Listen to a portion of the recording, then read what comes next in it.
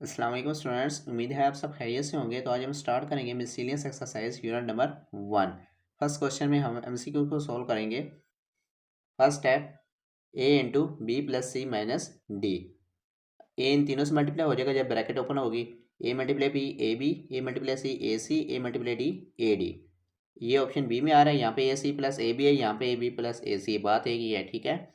Second है, A का जो एक्सपोनेंट आर है मल्टीप्लाई ए का exponent minus S divided by A का एक्सपोनेंट एस। इसको आप इस तरह भी लिख सकते हैं, ठीक है। अब देखिए न्यूमरेटर में ए की पावर नेगेटिव है ना, जब डिनोमिनेटर में आएगी तो पॉजिटिव हो जाएगी। एस प्लस एस 2s, ये ऑप्शन डी में आ रहा है, तो आपको ऑप्शन डी करेक्ट है, ठीक है। थर्ड पार्ट आपको रेडिकल फॉर्म में दिया गया है इंडेक्स एन के साथ, ठीक है। तो हमने बताना ये किसके इक्वल है, ठीक है। इसको इस तरह भी लिखा जा सकता है ना, 1/n। ये ऑप्शन डी में है, तो ऑप्शन डी आपका करेक्ट है। इसके बाद फोर्थ है, which number is self multiplicative inverse. सबसे पहले मैं आपको बताऊंगा कि सेल्फ मल्टीप्लिकेटिव इनवर्स क्या होता है। कुछ नंबर्स ऐसे होते हैं कि उनका मल्टीप्लिकेटिव इनवर्स भी लिया जाए तो वही नंबर आता है, ठीक है। अब देखें 3 का मल्टीप्लिकेटिव इनवर्स लें, 1/3। -3 का लें, -1/3। -1 का लें तो -1 आ रहा है, ठीक है। वही नंबर आ रहा है ना, तो आपको ऑप्शन सी करेक्ट है, ठीक है। इसके बाद हम 5 करेंगे।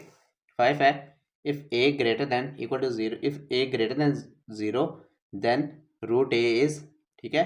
इसका मतलब ये है कि ए 0 से ग्रेटर है, ठीक है। तो इसका क्या मतलब है कि ये पॉजिटिव है, इसमें रियल ठीक है, ठीक है। रियल ठीक है क्योंकि इसमें सब आ जाते हैं। इसके बाद 6 है, if a plus b is equal to a, what is value of b.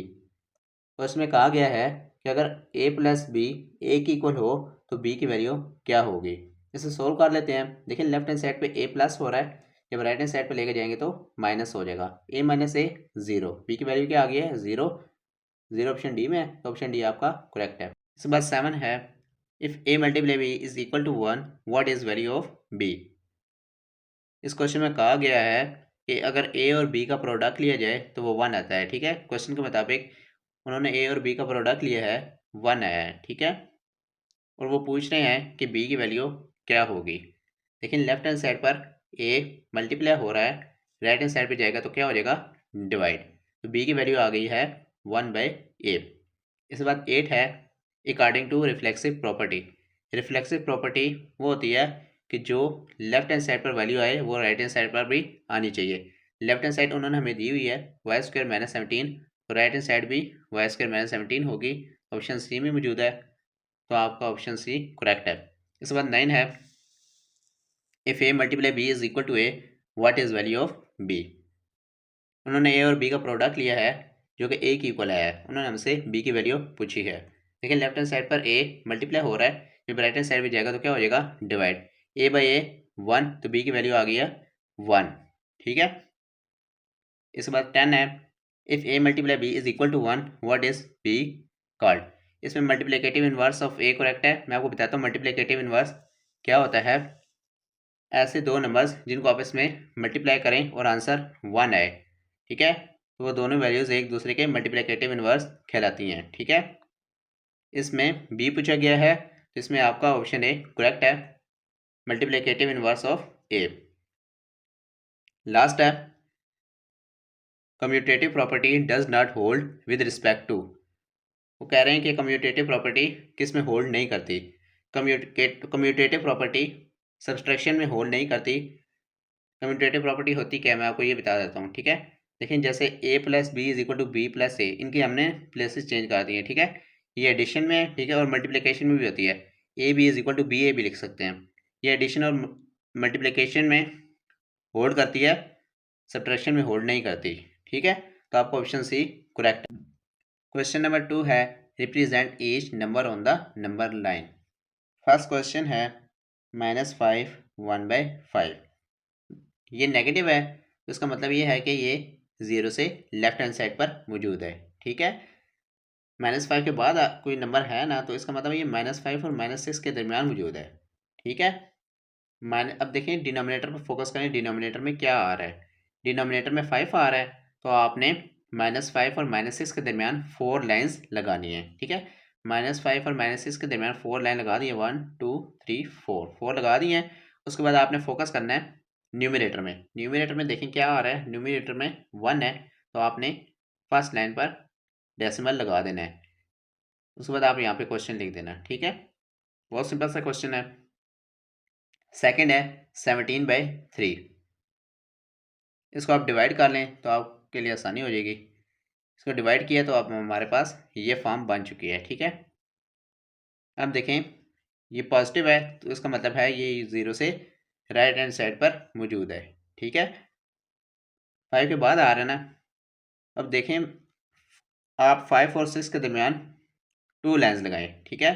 तो यहाँ पे डिनोमिनेटर में 3 है ना, तो 3 से 1 कम करें 2 आता है, तो डिनोमिनेटर में आप फोकस करके बता सकते हैं कि यहाँ पे कितनी लाइन्स लगाई जाएंगी, ठीक है। डिनोमिनेटर में देखें 3 है तो 2 लाइन्स लगाएं। 5 और 6 के दरमियान 2 लाइन्स लगा दी हैं। उसके बाद आपने फोकस करना है न्यूमिनेटर में क्या आ रहा है। न्यूमिनेटर में 2 है तो आपने 2 लाइन्स मूव करके 2 लाइन्स पर यानी सेकेंड लाइन पर आपने क्वेश्चन लिख देना है डेसिमल लगा के, ठीक है। इसके बाद हम करेंगे third part, -2 less than x less than 4, यानी -2 से लेके 4 तक ये क्वेश्चन है, ठीक है। आपने -2 को भी सर्कल करना है और 4 को भी सर्कल करना है, ठीक है। इसको शेड नहीं करना, सर्कल को फिल नहीं करना आपने। अगर यहाँ पे लाइन मौजूद होती यानी लेस देन इक्वल टू होता, हम यहाँ पे फिल कर देते, ठीक है। ए सर्कल -2 पे लगाना है, ए सर्कल आपने 4 पे लगाना है और यहाँ पे एक लाइन लगा देनी है, ठीक है। अगर आप ब्लू पेन यूज़ करेंगे तो आपने ब्लैक पेन से लगा देनी है ताकि वाजे नज़र आए। इसके ऊपर भी आप इस तरह लाइन लगा सकते हैं, ठीक है। इस बाद 4 पार्ट है x greater than equal to 6, यानी x जो है वो 6 से बड़ा है। अब देखिए यहाँ पे लाइन आ चुकी है तो इसका मतलब है 6 को हमने सर्कल करके फिल भी करना है। अब ग्रेटर है यानी 6 से आगे जो जितनी भी तमाम वैल्यूज़ हैं, इनफाइनाइट नंबर्स हैं, वो इसमें शामिल होंगे, तो आपने इसको भी यहाँ पे ड्रा कर देना है, लाइन लगा देनी है, ठीक है। इस बार क्वेश्चन नंबर 3 है, write each exponential expression as an equivalent radical expression and simplify if possible. Question हमें एक्सपोनेंशियल में दिया गया है, हमने इसको रेडिकल एक्सप्रेशन में लिखना है और सिंप्लीफाई भी करना है अगर पॉसिबल है तो। अब देखें ये 4/5 है ना, तो इसको हम ऐसे भी लिख सकते हैं 4 × 1/5, रिजल्ट वही आएगा। इसको ऐसे लिखा जा सकता है, ठीक है। ये हमने रेडिकल फॉर्म में कन्वर्ट करने के लिए लिखा है। अब देखिए ये 1/5 है, इसको आप इंडेक्स बना दें, इस तरह लिखा जा सकता है ना। उसके बाद अब क्या है -2 की पावर 4। अब देखिए ये जो एक्सपोनेंट है ये इवन है तो नेगेटिव साइन ख़त्म हो जाएगा, -2 की पावर 4 16। याद रखिएगा अगर यहाँ पे इवन एक्सपोनेंट आ जाए तो नेगेटिव साइन ख़त्म हो जाता है, अगर यहाँ पे ओड एक्सपोनेंट आएगा तो माइनस रहेगा, ठीक है। ये आपका फाइनल रिजल्ट है। इसके बाद हम पार्ट नंबर 2 करेंगे क्वेश्चन नंबर 3 का। क्वेश्चन नंबर 3 का पार्ट नंबर 2 है -27 की पावर 1/3, ठीक है। सबसे पहले आपने इसको रेडिकल एक्सप्रेशन में लिखना है, क्वेश्चन में ये रिक्वायरमेंट्स थी, ठीक है। रेडिकल एक्सप्रेशन में इसको लिख लिया, -27 की जगह लिख सकते हैं 3 का क्यूब। अब देखिए ये इंडेक्स है ना, इसे 1/3 भी लिख सकते हैं, 3 से कैंसिल हो जाएगा, -3 आपका फाइनल रिजल्ट है। थर्ड है ये ऑलरेडी रेडिकल एक्सप्रेशन में लिखा हुआ है, आप इसको इस तरह भी लिख सकते हैं। अब देखिए यहाँ पे कुछ नहीं है तो 2 होगा, ठीक है। इसको 1/2 लिखें, कैंसिलेशन कर दें, 2 1 टाइम 2 2 2 टाइम 4, ये 4/2 की फॉर्म लिखी हुई थी, ठीक है। ये मल्टीप्लाई ये डिवाइड है, ये न्यूमिनेटर है ये डिनोमिनेटर है, तो क्या आ जाएगा 16 का स्क्वायर। 16 का स्क्वायर 256 होता है, 16 को 16 से मल्टीप्लाई करें तो 256 आ जाएगा। फोर्थ है ये भी रेडिकल एक्सप्रेशन में लिखा हुआ है, 8 की जगह आप लिख सकते हैं 2 का क्यूब, ठीक है। 3 को 9 से मल्टीप्लाई करें 27 आ जाएगा, इंडेक्स को आप 1/3 करें, 3 1 टाइम 3 3 9 टाइम 27, तो -2 की पावर 9 आ गई, 2 की पावर 9 होती है 512, minus as it is copy हो जाएगा, ठीक है।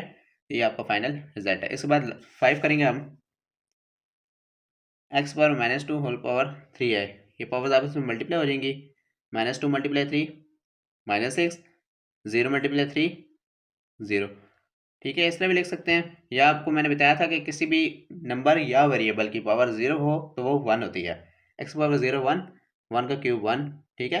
अब देखिए यहाँ पे नेगेटिव एक्सपोनेंट है ना, जब इसे डिनोमिनेटर में लेके जाएंगे तो पॉजिटिव हो जाएगी। ठीक है, ये आपका फाइनल रिजल्ट है। क्वेश्चन नंबर 4 है, use the properties of exponents to simplify each of the following. Properties of exponents का यूज करके हमने इन क्वेश्चंस को सॉल्व करना है। फर्स्ट है -2 का क्यूब मल्टीप्लाई -2 की पावर 4 मल्टीप्लाई -2 की पावर 1 ओवर -2 की पावर -3।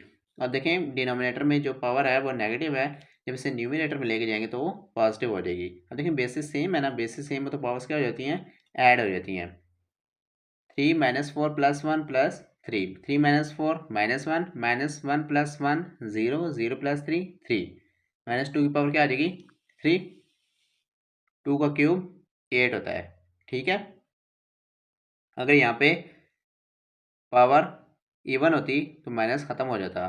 ठीक है, सेकंड है 2 की पावर 1/2 मल्टीप्लाई 2 की पावर 3/4 ओवर 2 की पावर 1/2 मल्टीप्लाई 3 मल्टीप्लाई 3 की पावर 3/2 ओवर 3 की पावर -1/2। अब देखें डिनोमिनेटर में पावर पॉजिटिव है, जब इसे न्यूमिनेटर में लेके जाएंगे तो नेगेटिव हो जाएगी। ठीक है, इसी तरह डिनोमिनेटर में देखें यहाँ पे भी पावर नेगेटिव है, यहाँ पे नेगेटिव है तो जब न्यूमिनेटर में जाएगी तो पॉजिटिव हो जाएगी। अब देखिए यहाँ पे बेसिस सेम है तो पावर्स क्या हो जाएंगी, ऐड हो जाएंगी, पावर्स ऐड हो गई हैं, यहाँ पे भी पावर्स ऐड हो गई हैं। यहाँ पे देखिए ये +1/2 थी, यहाँ पे -1/2 थी, तो क्या हो जाएगी कैंसिल, 2 की पावर 3/4 आ जाएगा। यहाँ पे आपने लेना है एलसीएम। अब देखिए यहाँ पे भी 2 है, यहाँ पे भी 2 है, यहाँ पे एलसीएम 2 आ रहा है तो यहाँ पे भी 2 बना लें आप। कैसे 2 बनाएंगे, 2 से मल्टीप्लाई डिवाइड करके कर सकते हैं ना, तो 1 × 2 2, 1 × 2 2, 2/2 बन गया ना। अब देखिए डिनोमिनेटर सेम आ रहा है, मैंने आपको प्रॉपर्टी बताई थी जब डिनोमिनेटर सेम हो तो उसे 1 टाइम लेके न्यूमिनेटर एज इट इज़ आ जाता है। ठीक है, 2 एलसीएम में आ रहा है ना तो 2 लिख दें, तो न्यूमिनेटर एज इट इज़ 2 + 3 + 1 6, 6/2 होता है 3। ठीक है, तो 3 की पावर 3 आ गई है, ये आपका फाइनल रिजल्ट है। इसके बाद हम क्वेश्चन नंबर 5 करेंगे, determine whether each statement is true और false. If false give an example of a number that shows that statement is true. इस क्वेश्चन को समझने से पहले आप बेसिक कंसेप्ट समझ लें तो आप ट्रू और फॉल्स इजीली सॉल्व कर सकेंगे। इस क्वेश्चन के लिए मैंने डेफिनेशंस लिखी हैं। फर्स्ट है real numbers. A real number is any number that can be found on the number line। जो भी नंबर्स नंबर लाइन पर मौजूद होते हैं वो रियल नंबर्स कहलाते हैं। ठीक है, सेकंड है रैशनल नंबर्स। रैशनल नंबर्स क्या होते हैं, rational number is any number that can be written as a fraction. ठीक है, रैशनल नंबर वो होते हैं कोई भी नंबर्स अगर फ्रैक्शन में होंगे तो हम उसे इजीली लिख सकेंगे। ठीक है, 1/2 का आंसर आता है 0.5, एक स्पेसिफिक वैल्यू आ रही है। ठीक है, जैसे 1/4 को हम लिख सकते हैं 0.25, 6/3 को लिख सकते हैं 2। ठीक है, आपके पास ना एक स्पेसिफिक आंसर आ रहा है इसमें रियल नंबर रैशनल नंबर में। ठीक है, इररेशनल नंबर में ऐसा नहीं है। An irrational number is a number that can not be written as a simple fraction. Irrational number को आप सिंपल फ्रैक्शन में नहीं लिख सकते। ठीक है, जैसे पाई की वैल्यू है ना 3.1415 अप टू सो ऑन, जिस तरह आता था ना रैशनल नंबर में एक फिक्स आंसर आ जाता था, इररेशनल नंबर में ऐसा नहीं होगा। ठीक है, इस तरह देख लें √2, ये वैल्यू देख लें। ठीक है, कोई स्पेसिफिक वैल्यू नहीं आ रही हमारे पास, तो इस तरह के जो नंबर आते हैं ना उसको कहते हैं रैशनल नंबर्स। ठीक है, इसके बाद इंटीजर स्टडी कर लें, ट्रू और फॉल्स में इंटीजर भी है। An integer is any whole number either positive negative और zero. It does not include fractions और डेसिमल।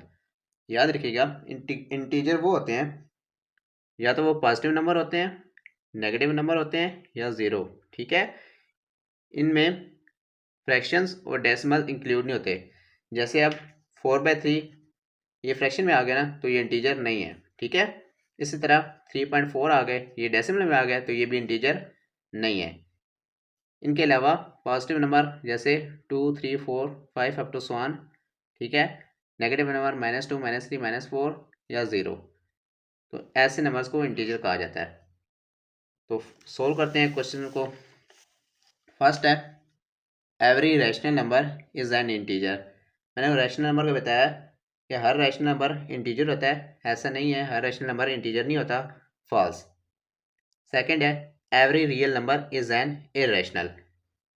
हर रियल नंबर इरेशनल होता है, नहीं, बिल्कुल भी नहीं। इरेशनल नंबर पे इरेशनल नंबर जो होते हैं उनकी कोई स्पेसिफिक वैल्यू नहीं होती, ठीक है। रियल नंबर तो वो होते हैं जो नंबर लाइन पे हैं, ठीक है। इरेशनल नंबर रियल लाइन पर नहीं आते तो हम कहेंगे ये फॉल्स है, ठीक है। थर्ड है, every irrational number is a real number. बिल्कुल ठीक है, हर इरेशनल नंबर रियल नंबर हो सकता है, ट्रू।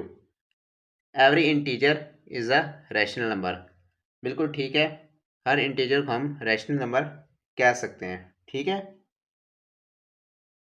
इसके बाद लास्ट है, every real number is either rational number और एन इरेशनल नंबर। हर रियल नंबर या तो वो रैशनल नंबर होते हैं या इरेशनल नंबर होते हैं, ट्रू। एक्सरसाइज कंप्लीट हो चुकी है, मिसलेनियस एक्सरसाइज। उम्मीद है आपको ये एक्सरसाइज समझ आ गई होगी। मेरे चैनल को सब्सक्राइब कीजिएगा, वीडियोस को लाइक कीजिएगा और शेयर भी कीजिएगा। मिलते हैं नेक्स्ट वीडियो में। अल्लाह हाफिज़।